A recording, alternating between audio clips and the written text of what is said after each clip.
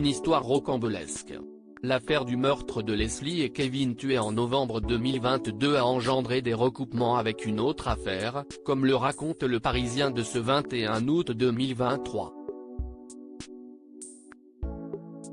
Le 11 janvier dernier, alors que l'on recherchait encore activement les deux amoureux sans savoir s'ils étaient encore en vie, Marie-Thérèse Garcia, grand-tante de Leslie Hurlbecq, âgée de 76 ans, profère d'étranges menaces alors qu'elle échange au téléphone avec le père de la jeune femme disparue. Il vaut mieux les gendarmes, les chopent avant qu'on sache qui c'est.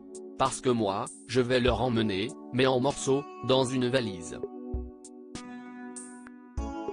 Voilà, crie-t-elle.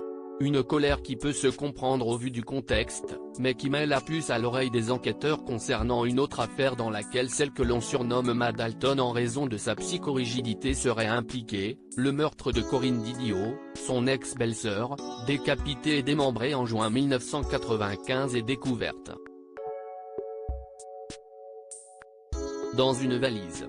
Marie-Thérèse Garcia, longtemps suspectée pour cause de rivalité amoureuse, avait, en 1995, été placée en garde à vue puis laissée libre, faute de preuves.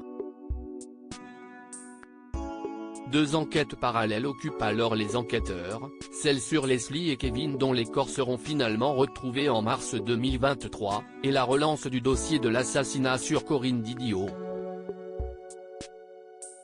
Suite à sa conversation téléphonique avec le père de Leslie, Ma Dalton est de nouveau placée en garde à vue au mois de mai, 30 ans après les faits.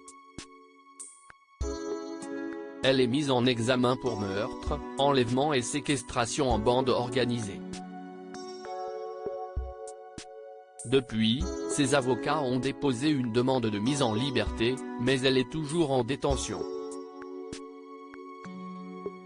Un cinquième suspect dans le meurtre de Leslie et Kevin. Si les corps ont été retrouvés, l'enquête se poursuit. Grâce aux déclarations des 4 suspects qui ont été mis en examen pour enlèvement et séquestration, assassinat et modification de l'état des lieux d'un crime, les enquêteurs ont identifié un 5e profil qui serait également mêlé à l'affaire. Comme l'a révélé Le Parisien, le 18 juillet dernier, Stéphane M., surnommé Le K, a finalement été mis en examen à son tour pour enlèvement et séquestration, recel de cadavres et modification de l'état des lieux d'un crime. Selon nos confrères, ce nouveau suspect aurait été appelé en renfort par les autres suspects, afin d'effacer les preuves et les aider à se débarrasser des corps. Le jeune homme de 24 ans aurait combattu en Ukraine contre les Russes et aurait des compétences glaçantes telles que manier les explosifs ou encore faire disparaître des gens. Pour l'instant, les enquêteurs pensent que Stéphane M. aurait joué un rôle dès le lendemain des meurtres de Leslie et Kevin, le 26 novembre 2022. Crédit photo, capture Facebook.